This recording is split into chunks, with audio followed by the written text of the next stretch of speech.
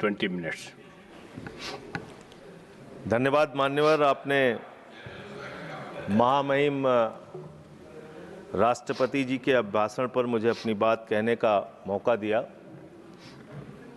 मान्यवर, पूरे आदर और सम्मान के साथ, महामहिम राष्ट्रपति जी के प्रति पूरे आदर और सम्मान के साथ कुछ असहमति के बिंदु हैं जो आपके सामने मैं रखना चाहता हूं। यहां पर सबका साथ, सबका विकास, सबका विश्वास, सबका प्रयास, इसका जिक्र हुआ। सरकार और भारत के प्रधानमंत्री बार बार इस बात को कहते हैं, लेकिन इस देश के अंदर जो घटित हो रहा है वो बहुत विचलित करने वाला है। मान्यवर, अभी दिग्विजय सिंह जी ने जिक्र किया कि 30 जनवरी को हम लोगों ने राष्ट्रपिता महात्मा गांधी जी की पुण्यतिथि मनाई और उस दिन तमाम वीडियो, उनके पुराने वीडियो, पुराने स्पीचेस, पुराने तमाम उनकी बातें सोशल मीडिया पे वायरल हुई। मान्यवर, और उसी बीच एक तस्वीर वायरल हुई। वो तस्वीर थी उन हत्यारों की जो अदालत में बैठ के हंस रहे थे, उस जमाने की तस्वीर, जिसमें नाथूराम गोडसे भी था और उसके साथ तमाम और लोग थे, हंस रहे थे, उनके मन में कोई चिंता नहीं थी। आप कह रहे हैं गांधी जी की हत्या से आरएसएस का कोई लेना देना नहीं, तो मैं आपसे कहना चाहता हूं कि आइए हम सब लोग मिलकर उस विचारधारा की हत्या करें जिस विचारधारा ने गांधी की हत्या की। उस विचारधारा की हत्या करें मान्यवर, जिस विचारधारा ने हमारे राष्ट्रपिता महात्मा गांधी को, अहिंसा के पुजारी को, हमसे छीना। लेकिन दुर्भाग्य से ऐसा नहीं हो रहा है। देश में तमाम घटनाएं हो रही हैं।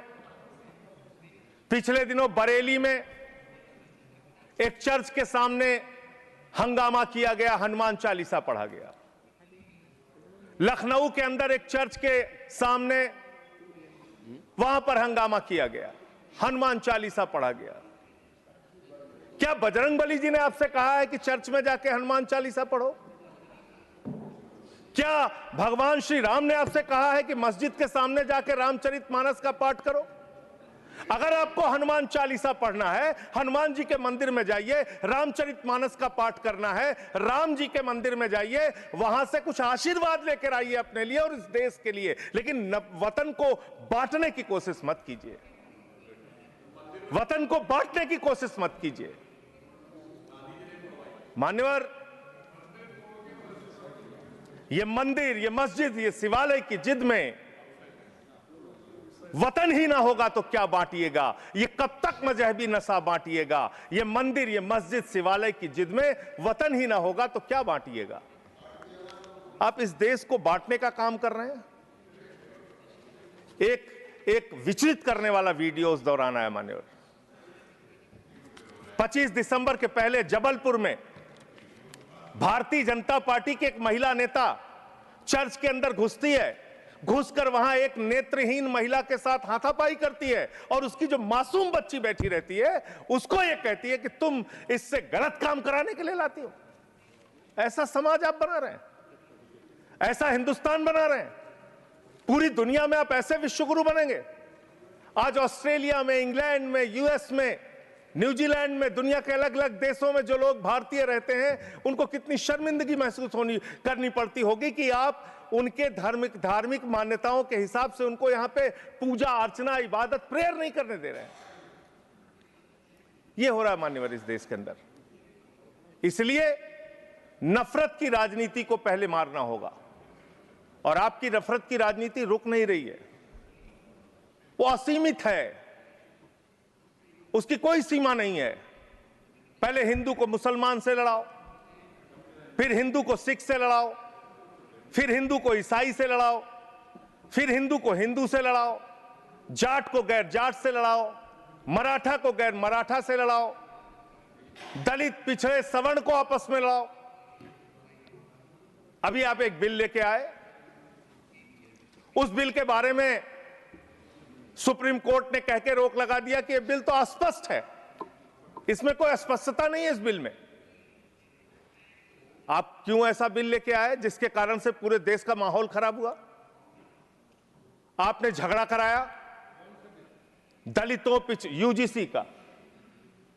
यूजीसी का बिल, और आप इक्विटी बिल जो लेके आए, आपने कहा इक्विटी कमेटी जो बनेगी उसको लेके आपने जो इक्विटी कमेटी बनाई उसमें तमाम बातें आपने ऐसी लिखी, पूरे देश में आपने झगड़े का माहौल क्रिएट किया। आप कभी भी और कहीं भी दलितों और पिछड़ों और आदिवासियों के हितैषी रहे ही नहीं है। आपका संगठन, आपकी विचारधारा, आपकी मातृ संस्था आरएसएस, वहां तो 100 साल तक आज तक एक भी दलित, पिछड़ा और आदिवासी आरएसएस का प्रमुख नहीं बना। यह सच्चाई है आपकी। आप हल्ला मचा रहे थे कि देखो हमने दलितों, पिछड़ों, आदिवासियों के लिए कितना शानदार बिल हम लेके आए, कितना शानदार हमने काम कर दिया। सुप्रीम कोर्ट ने उस पर रोक लगा दिया। सुप्रीम कोर्ट ने कहा कि यह बिल अस्पष्ट है। आपने इस देश के अंदर विश्वविद्यालयों में आरक्षण को खत्म किया है, यह सच्चाई है मान्यवर।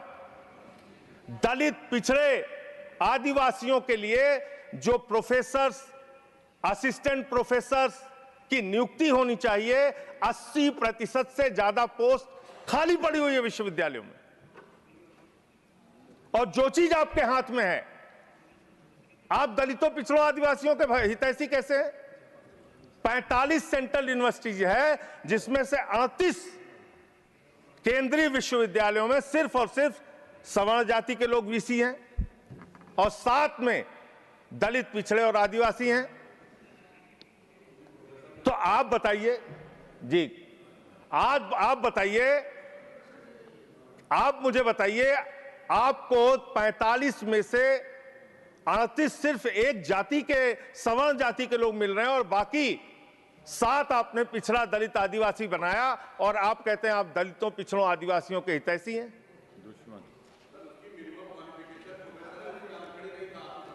किसमें? मैं वीसी की बात कर रहा हूं, वीसी की बात कर रहा हूं, वीसी की बात कर रहा हूं। वीसी की नियुक्ति आप करते हैं, वीसी की नियुक्ति आप करते हैं। इसका मतलब दलित, पिछड़ा और आदिवासी बीसी बनने योग्य नहीं है, यह आपकी मानसिकता है। इसका मतलब आपकी मानसिकता है पिछड़ा, दलित और आदिवासी प्रोफेसर बनने योग्य नहीं है। 12 साल क्या किया आप नॉट फाउंड सुइटेबल की कैटेगरी में डाल देते हैं उन लोगों को। आप क्या न्याय कर रहे हैं उनके साथ? पूरे देश के हाई कोर्ट, सुप्रीम कोर्ट की हालत देखिए सर। देश का है सुप्रीम कोर्ट एक और 25 हाई कोर्ट। वहां पे कितने जज हाई कोर्ट के अंदर या सुप्रीम कोर्ट के अंदर दलित, पिछड़े, आदिवासी हैं? पता कर लीजिए, आपको पता चल जाएगा। तो अगर कहीं उनके साथ न्याय की बात आती है तो आप न्याय नहीं, नौटंकी करते हैं, जानबूझ के दिखाने की कोशिश करते हैं कि आप उनके हितैषी हैं, जबकि आप है नहीं। आपको है ना, और पूरे देश का वातावरण खराब किया आपने।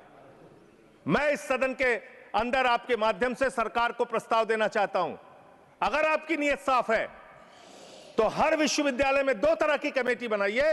एक जो सिर्फ और सिर्फ कास्ट डिस्क्रिमिनेशन को देखे, यानी कि जाति के आधार पर भेदभाव को देखे, और दूसरी कमेटी आप वहां पर बनाइए जिसमें कि हर प्रकार के भेदभाव को आप कवर कीजिए। कोई झगड़ा ही नहीं होता। भाषा के आधार पर भेद, लिंग के आधार पर भेद, किसी भी प्रकार का भेद, उसको देखने के लिए एक कमेटी बनाते हैं और जाति के आधार पर हो रहे भेद को देखने के लिए एक कमेटी बनाते। कोई झगड़ा ही नहीं होना था। आपने जानबूझ के झगड़ा कराया। दूसरी बात मान्यवर, अभी मैं पिछले दिनों एक पदयात्रा कर रहा था मिर्जापुर से लेकर काशी तक, और उस दौरान काशी के अंदर मंदिरों को तोड़ने का मामला सामने आया। मणिकर्णिका घाट को तोड़ा गया मान्यवर, मणि को तोड़ दिया गया, माता अहिल्याबाई होलकर जी की प्रतिमा को तोड़ दिया गया, और वो वीडियो मैंने ट्वीट कर दिया तो मेरे ऊपर उल्टा मुकदमा लिख लिया गया। कितना मुकदमा लिखेंगे आप? आप लिखिए मुकदमा मेरे ऊपर। मान लीजिए मैं झूठ बोल रहा हूं, आपकी पार्टी के नेता सुमित्रा महाजन जी, उन्होंने कहा कि माता अहिल्याबाई होलकर जी की प्रतिमा तोड़ी गई, मणिकर्णिका घाट को तोड़ा गया। आपकी पार्टी के नेता और केंद्र राज्य सरकार के मंत्री रविंद्र जायसवाल, उन्होंने कहा मणिकर्णिका घाट को तोड़ा गया, मंदिरों को तोड़ा गया, माता अहिल्याबाई होलकर जी की प्रतिमा को तोड़ा गया। आप उन पापियों के खिलाफ कार्रवाई करने के बजाय मेरे ऊपर एफआईआर कर रहे हैं। आप ऐसा शब्द मत बोलिए। कौन जिन लोगों ने तोड़ा, मान्यवर, जिन लोगों ने मंदिर तोड़ा, उन गुनहगारों को मैं चाहता हूं, चलिए गुनहगार कह देता हूं, भाषा शैली में चलिए मान्यवर गुनहगार संयम के साथ साथ उन गुनहगारों को जिन्होंने उस पुरातन पवित्र मणिकर्णिका घाट को तोड़ा, माता अहिल्याबाई होलकर जी की प्रतिमा को तोड़ा, कार्रवाई उन पे करने के बजाय आपने मुझ पर एफआईआर कर ली। मैं आपके माध्यम से सरकार से मांग करता हूं, अगर आपने कोई तोड़फोड़ वहां पर नहीं की है, 3 सदस्यों का, और तीनों बीजेपी के रहे, मैं तो कह रहा हूं 3 के तीनों बीजेपी के लेके जाइए आप, 3 सदस्य भेजिए बीजेपी के संसदीय दल के, और वहां पर दिखाइए कि माता अहिल्याबाई होलकर की प्रतिमा है, वहां दिखाइए मणिकर्णिका घाट को नहीं तोड़ा गया है, और फिर जो कार्रवाई आप मेरे ऊपर करना चाहें कीजिए। आपने काशी को बर्बाद करने का एक मन बना लिया है। काशी कॉरिडोर के नाम पे आपने सैकड़ों मंदिर वहां पे तोड़ दिए, वहां पे शिवलिंग लंका थाने में पड़े हुए हैं। यह घटना अगर किसी विपक्ष के राज्य में हुई होती, आप पूरे देश में हंगामा कर देते, फसाद करा देते पूरे देश में। लेकिन आपने वहां मंदिरों को तोड़ा, पवित्र घाटों को तोड़ा। 54 देश के नागरिक आते हैं काशी में मान्यवर, वो वहां पे बिल्डिंग देखने नहीं आते, वो वहां पे आते हैं वहां के पुरातन मंदिरों को देखने के लिए, वो वहां पे आते हैं पुरातन घाटों को देखने के लिए, पौराणिक मंदिरों को देखने के लिए, वो इसलिए आते हैं काशी की गलियों को देखने के लिए। आप वहां तोड़फोड़ कर रहे हैं। जाके पूछिए वहां के लोगों से कितना गुस्सा और नाराजगी उनके मन में है। लेकिन आपको धर्म में भी धंधा करना है, हर जगह धर्म के नाम पे भी धंधा करना है, वो काम आप वहां पे कर रहे हैं। दूसरी बात, इस भाषण में शिक्षा की चर्चा हुई, स्वास्थ्य की चर्चा हुई, जल जीवन मिशन की चर्चा हुई, और कल बजट आया तो आपकी कलई खुल गई। आप विकसित भारत की बात कर रहे हैं, कह रहे हैं विकसित भारत बनाएंगे। कब बनाएंगे? 2047 में बनाएंगे। उसको 3047 कर दीजिए, 1000 साल बाद कौन पूछने वाला है सर? 3047 में हम भारत को विकसित भारत बताएंगे, 1000 साल बाद कौन पूछेगा? 2047 में कौन सत्ता में रहेगा नहीं रहेगा, लेकिन आप ऐसा सब्जबाग दिखाते हैं कि आप 2047 में आप विकसित भारत बना देंगे। कैसे विकसित भारत बनाएंगे? शिक्षा का बजट आप रखेंगे 2%, स्वास्थ्य का बजट आप रखेंगे 2%, यानी कि अशिक्षित भारत और विकसित भारत कैसे होगा? अस्वस्थ भारत और विकसित भारत कैसे होगा? आपने ग्रामीण विकास के नाम पे जो बजट का हिस्सा है उसको कम कर दिया, तो एक अविकसित ग्रामीण व्यवस्था के साथ आप विकसित भारत कैसे बनाएंगे? आपने किसानी के लिए, एग्रीकल्चर के लिए जो बजट रखा उसको घटा दिया। आप कैसे करेंगे विकास? विकसित भारत का आपका सपना क्या है? जिसमें लोग अशिक्षित रहें, जिसमें लोग अस्वस्थ रहें। आपकी आयुष्मान भारत की स्कीम की हकीकत क्या है? एक ही नंबर पे 9999 नंबर पे 10 लाख से ज्यादा लोगों का रजिस्ट्रेशन हुआ है। 600 से ज्यादा 625 करोड़ रुपए का फ्रॉड हुआ है, आपकी सीएजी रिपोर्ट में आया आयुष्मान योजना के अंतर्गत। आपने जी राम जी योजना लागू की, उसमें आप कह रहे हैं हम 125 दिन रोजगार देंगे, और बजट में जो निर्धारण कर रहे हैं वो 125 दिन रोजगार देने के हिसाब से आप बजट का निर्धारण नहीं कर रहे हैं। इसका मतलब आपकी ये घोषणा है। पिछले साल आपने कहा कि अप्रेंटिस योजना हम पूरे देश में ला रहे हैं नौजवानों के लिए। अप्रेंटिस योजना में जो पैसा आपने सरकार की ओर से निर्धारित किया उसमें 95% कटौती कर ली। तो आप प्रशिक्षण नहीं दे सकते, रोजगार तो बहुत दूर की बात है। यह काम आपने किया। दूसरी बात,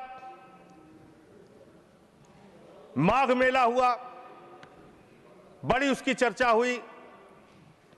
आप हमेशा चर्चा करते हैं, महाकुंभ के बारे में चर्चा करते हैं, माघ मेला के बारे में चर्चा करते हैं, लेकिन वहां बड़ी एक अप्रिय घटना हुई मान्यवर, बहुत ही दुखद घटना हुई। शंकराचार्य जी परम पूज्य अवमुक्तेश्वरानंद जी जा रहे थे स्नान करने के लिए। उनको प्रशासन के द्वारा उनको रोका गया, उनके शिष्यों को, उनके बटुकों को चोटी पकड़ पकड़ के घसीट घसीट के मारा गया उनको। और इतना ही नहीं, उनकी एक मांग थी कि अगर प्रशासन या सरकार मुझसे वार्ता कर ले और अपनी गलती मान ले तो मैं स्नान करूंगा। ना उनसे किसी ने माफी मांगी और ना ही वो स्नान कर पाए। बिना स्नान किए शंकराचार्य जी वहां से चले गए। और भी शर्मनाक बात यह है, आप कितने बड़े धर्म के ठेकेदार हैं। आप देखिए कि आप शंकराचार्य जी को तहसीलदार के माध्यम से चिट्ठी भेज रहे हैं, कह रहे हैं बताओ आप शंकराचार्य हो कि नहीं हो। अरावली पर्वत को साबित करना है, बताओ तुम अरावली पर्वत हो कि नहीं हो। दिल्ली की जहरीली हवाओं को साबित करना है, बताओ हवाओं तुम जहरीली हो कि नहीं हो। इस देश के मतदाताओं को साबित करना है, बताओ तुम भारत के नागरिक हो कि नहीं हो। और शंकराचार्य जी को साबित करना है, बताओ आप शंकराचार्य हो कि नहीं हो। जो लोग अभी तक 12 साल में अपनी डिग्री नहीं दिखा पाए, वो शंकराचार्य से शंकराचार्य होने का प्रमाण मांग रहे हैं। यह है आपकी धार्मिक ठेकेदारी। इस तरह से आप धर्म की ठेकेदारी करना चाहते हैं तो देश के अंदर नफरत फैलाकर जो आप राजनीति कर रहे हैं, लोगों के हक को मार के जो आप राजनीति कर रहे हैं, इसका कोई बहुत देश के विकास, कम से कम विकसित भारत आपकी इस विचारधारा, इस सोच से तो नहीं बन सकता। विकसित भारत के लिए यह विचारधारा आपकी काम नहीं करेगी। नफरत फैलाओ और राज करो की, अंग्रेजों की जो विचारधारा थी, बांटो और राज करो की जो विचारधारा थी, उससे नहीं बन सकता। मान्यवर, बात कर लें विदेश नीति की। विश्व गुरु बनने की बात करते हैं प्रधानमंत्री जी, पूरे दुनिया में उनका डंका पीटा जा रहा है। हमने देखा किस तरह से अमेरिका से भारतीयों को हाथ में हथकड़ी, पैरों में बेड़ी बांध के अमृतसर पहुंचाया गया। हमने देखा कि किस तरह से सीज फायर के लिए कम से कम 70 बार अमेरिका का राष्ट्रपति ट्रंप कह रहा है कि उसने ट्रेड डील की धमकी देकर सीज फायर कराया, ट्रेड खत्म करने की धमकी देके। हमने देखा कि किस तरह से चीन यह कह रहा है कि वो सक्सगाम में निर्माण कार्य करेगा और आपकी पार्टी के दफ्तर में उनके प्रतिनिधि मीटिंग कर रहे हैं। उसी दिन वो बयान दे रहा है, बीजेपी के दफ्तर में वो लोग मीटिंग कर रहे हैं, उसी दिन चीन का बयान आ रहा है कि हम सक्सगम घाटी में निर्माण कार्य करेंगे, पुल बनाएंगे, सुरंग बनाएंगे। आपकी विदेश नीति क्या है? बांग्लादेश में हिंदुओं की हत्याएं हो रही हैं, उस पर आप खामोश रहते हैं, चुप रहते हैं, बोलते नहीं है। आप किसी भी मामले में सामने मुखर होकर सामने आके स्पष्टीकरण नहीं दे रहे हैं। अभी एक एप्स्टीन फाइल की चर्चा हो रही है पूरी दुनिया में, उसके बारे में भारत के प्रधानमंत्री को आरोपित किया गया, उसके बारे में सरकार को स्पष्टीकरण देना चाहिए। तथ्य के कोई चीज को बोलना, मैं कह रहा हूं स्पष्टीकरण देना चाहिए। आपके पास कोई तथ्य है तो आप सर, अगर कोई मैं ये कह रहा हूं मान्यवर, संसद है, इसमें अगर आपके पास कोई स्पष्टीकरण तो देना चाहिए। अगर कोई आरोप लग रहा है, हमारे देश का अपमान है मान्यवर। इनके बोलने के बाद मैं आपको समय देता हूं। आप कैसा काम करना चाहते हैं? खत्म होने से बात देता हूं। अरे भाई, आपके भारत के प्रधानमंत्री पे आरोप लग रहा है, आप लोग उस आरोप का जवाब नहीं देना चाहते। भारत के प्रधानमंत्री पे आरोप लग रहा है, नहीं तथ्य के बगैर होगा तो आप नहीं लगा सकते। तथ्य के विपरीत अगर आप बोलेंगे तो आपका ये चीज नोट नहीं किया जाएगा। तो मैं ये कह रहा हूं मान्यवर, देश व्यवस्थाओं से चलेगी। यहां बैठे हैं जावेद भाई, संभल के अंदर एक जज ने न्याय का फैसला दिया और उस जज का ट्रांसफर कर दिया जाता है। यह जुडिशरी की हालत आपने कर दी है, यह कर दिया आपने। देखिए, न्यायालय ट्रांसफर करता है जज का। अरे मान्यवर, जज का ट्रांसफर हुआ है, अवमानना होगी। जज का ट्रांसफर हुआ है। जज का ट्रांसफर कोई पॉलिटिकल पार्टी नहीं करती। तो एडमिनिस्ट्रेटिव तो आप काम जो हुआ ऐसी चीज ना बोले जो कंटेम्प्ट हो कोर्ट का। और इस तरह से एफआईआर दर्ज करके, लोगों के दबा के, लोगों के अधिकारों को छीन के, हमारी पार्टी के तो खैर पीछे ही पड़े हुए हैं आप लोग। चैतर बसेवा एक आदिवासी नेता हैं, उनको गिरफ्तार करके आपने 3 बार गुजरात के अंदर जेल में डाल दिया। महराज मलिक हमारे विधायक हैं, उनको डाल दिया जेल में। हम लोगों को तो जेल भेज ही चुके। आप रोज मुकदमा लिखते रहते हैं, एफआईआर लिखते रहते हैं। सोनम वांगचुक को अभी भी आपने जेल में रखा हुआ है। तो एक के बाद एक लोगों को, विपक्ष के नेताओं को जेल में डाल के आप कैसे काम करेंगे?